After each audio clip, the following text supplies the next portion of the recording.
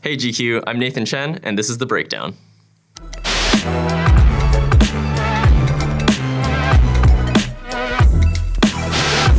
Blades of Glory.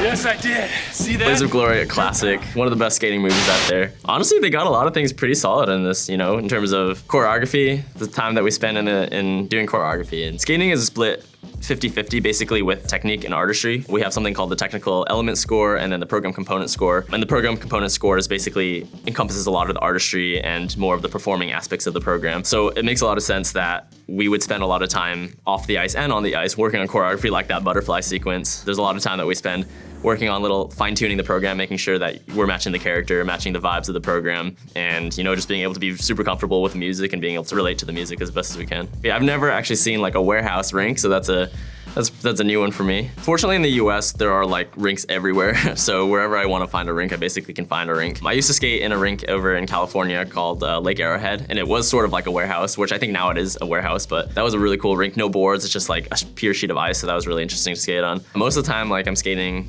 at rinks that are traditional, like rinks that I'm sure you can Google and find a rink close by, and basically that's what my rink will look like. And I have skated outdoors a couple times, which is super cool. That's a 10 out of 10 experience. So I grew up doing ballet. I started ballet when I was really young, maybe 5 or so, 5, 6, and mostly just did it because my sisters were super into ballet and they were like, hey Nathan, come with us and do it with us. And I ended up enjoying it as well, and it was cool. There were a lot of other boys that did the class with me, so I felt like I fit in, and it was a lot of fun. And I think that growing up and just like understanding movement, whether or not it perfectly relates to what I do on the ice now, at least it's something that I feel more comfortable doing, just basic movement, knowing where basically I should put my hands and where I should put my feet and all of that and where to look. All of these things are definitely things that I learned in ballet, and not just ballet too, all sorts of styles of dance, whether it's jazz, hip hop, contemporary, all of these different styles of movement, can definitely play a role in skating, considering that a big portion of our score is that aspect of skating.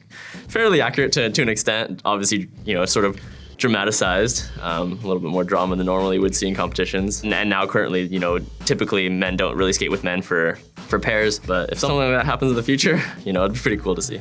If I could choose one partner, I would choose Jimmy McElroy, given that my style of skating is like jump-based, his style of skating is like beautiful, so I'm gonna let him take over that side of my score.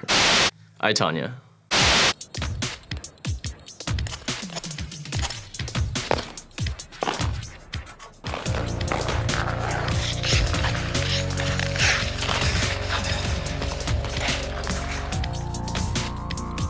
Actually, the double that was in Tonya was one of the girls that skated at my rink when I was growing up in California. So it's kind of funny, like seeing her do the elements. I'm like, oh, like I recognize her doing this element. But at the same time, actually, like they did a really good job replicating and sort of recreating the original performance of Tonya. And yeah, I mean, if you asked me to replicate Tonya's programs, like I would have a hard time doing that. So the doubles did a really great job. In Margot's case, like, man, props to her for being able to learn the choreography, learn how to adapt it on the ice. Moving off the ice just feels extraordinarily different than moving on the ice. Sort of like learning how to adjust your body while doing the positions is like, pretty big feat. So for her to be able to just like pick it up and do that, and for me, I like can't really tell. Obviously there's like camera angles going on there too, but yeah, genuinely she did a really good job. That's nicely done.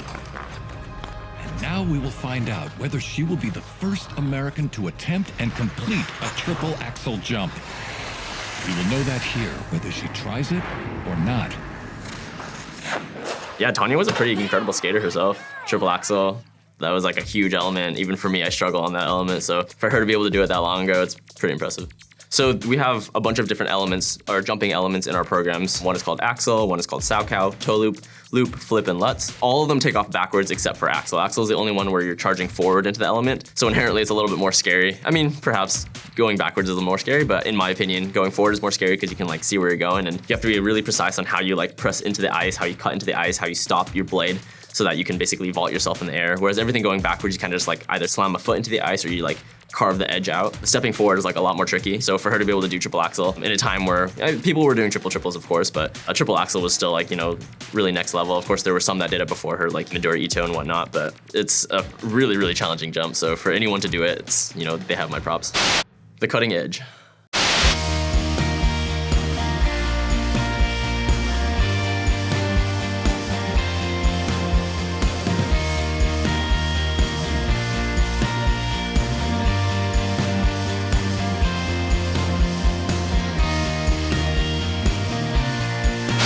those are two separate tricks that they put together into one. I'm not a pair skater, so I'm not extraordinarily versed in a lot of the pairs moves, but I've skated with a lot of pair skaters. So the first thing they did was like more of like an exhibition show sort of trick. And then he like threw her up, which is something that like never happens. And then they like cut into something called a twist, where they'll like skate with a lot more speed going backwards and huck the girl up, and she'll do a twist and he'll catch her and put her back down. And yeah, that's something that like what they just did was like they just cut two tricks together that would never ever exist. But yeah, that was entertaining to say the least. Ice castles.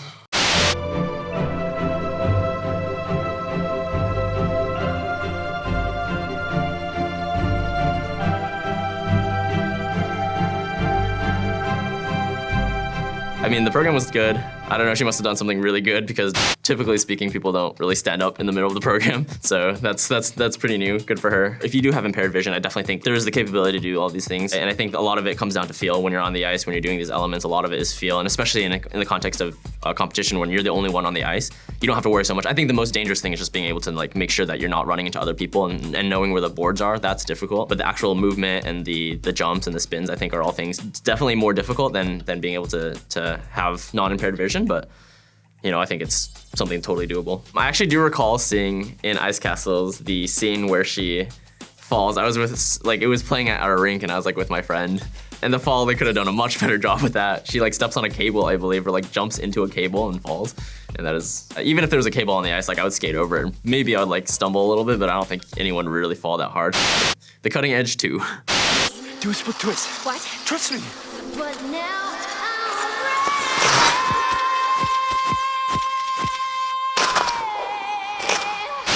Oh man, I don't even know where to start on this one.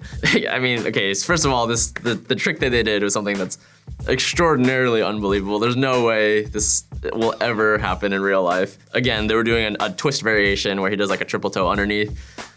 Never gonna happen. Like, that was just completely unrealistic. Not until recently were we allowed to have lyrics in our program, so this again, perhaps not the most realistic thing. In single skating, you have a little bit more of like leeway to be like, hey, like, oh, something went wrong early in the program, let's do a modification later in the program. But with pairs, it's generally like, you don't have time, you know, these people, like, they have to just do it on cue, and there's a lot going on, you know, music is loud, and of course you can talk to your partner. And again, this is from a skater that doesn't have experience actually skating with a partner, but like from having friends that I know have that experience, like they can talk, they can sort of like organized slightly in the program, but to sort of improv like that, it's like pretty remarkable, and that's something that I don't think you would normally see. Ice Princess.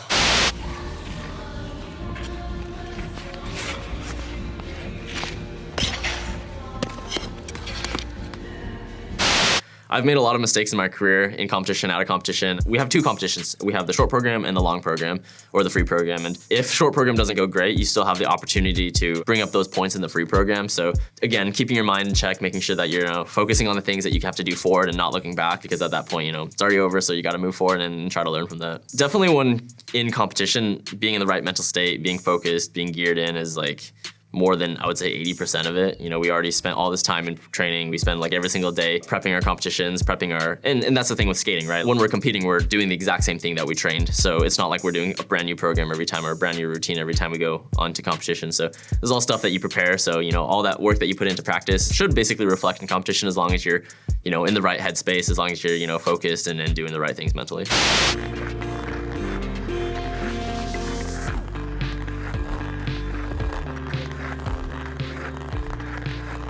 I do love in all these skating movies when they like make them do like triples or other jumps. They'll like do the first part and immediately cut and then have like them rotating down, so it like doesn't allow for how many rotations they did in the air. Because given now, like a lot of the skaters, men and women, are doing like quads, so you'll be able to see like just very clearly how many rotations they're doing. But this, it's like, oh, was that a double, a triple, a single? Like, kind of hard to tell. But yeah, I mean, the skating was nice, it was entertaining. I also don't know when this was, but we weren't allowed lyrics until like quite recently. I don't remember exactly what year, but maybe post 2014 or something along those lines. Spinning out.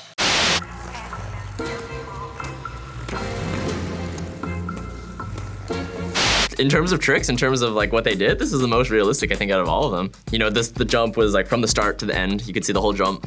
So like clearly they were doing side-by-side triple toes, did a throw triple loop. So whoever the doubles were, whoever it was that did this program actually did a pretty good job, pretty good skaters. Aesthetic choice, tights over boots is a little not common these days. I think more so you'd see tights under boots, but that's like a minute detail. Single skating and pair skating, you'll see a little bit of difference in terms of like the single elements that we do. So commonly in single skating, you'll be able to see jumps with more rotations. So, you know, oftentimes in the men and the women, you'll see like quad toes, quad sows, quad lutzes. Whereas with pairs, more often you'll only see triple jumps, but they'll do like lifts, they'll do twists, they'll do a bunch more like acrobatic stuff, which of course leads to more difficulty in certain regards, while quads lead more difficulty in other regards. And also like something that is very distinctive about pairs is more often than not, you'll see guys that are a little bit bigger in stature, so they're more top built, whereas I think single skaters are a little bit more bottom built, since we just try to be as light as we can to get, you know, as aerodynamic and as much power as we can off the ice to get rotations in. Whereas these guys have to be really strong in their upper bodies to be able to, you know, do lifts and whatnot. I prefer single skating because I really like the elements. I like doing jumps. I like doing all that stuff. That's like super fun for me. I'm also tiny. Like I'm not a big guy, so it'd be probably really difficult for me to be able to lift and all of the pairs sort of maneuvers. Props to all these athletes. I mean, we work really hard. You know, every athlete works really hard to do what they do. So it's really cool to be a part of this figure skating community. Flashdance.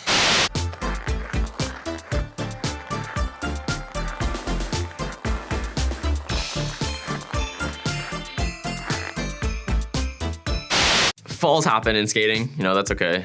We all make mistakes. Typically in skating, when you make a mistake, you just get back up and keep going, especially in competition. So that's something that has been ingrained in me, at least, from my parents and my coaches, to be like, hey, you make a mistake, get up, keep going. So unless she was hurt, I have no idea. I don't know what happens for the rest of the program, but yeah, she should keep going. Also, this was, I don't know when this movie was, but typically in competitions, you won't see spotlights. There was a period of time when they would compete with spotlights, but that's something that we don't really do anymore. We'll do spotlights for exhibitions, so for shows, for things that are more like, you know, fun entertainment style programs, we'll do that. But things that were like competing and getting a score, we won't use spotlights. It was a little staged. I mean, she just did 2 doubles and both of them were kind of just like sat down. Technically, yeah, there's some things she could have done, like putting her body in a certain position, you know, pressing her circle out a little bit more so she can get a little bit more torque off the top, but highly technical things and things that you don't really need that high level of technique for a double, so I think it was a little bit more staged than anything. Thanks so much for watching these clips with me. Stay tuned for part 2.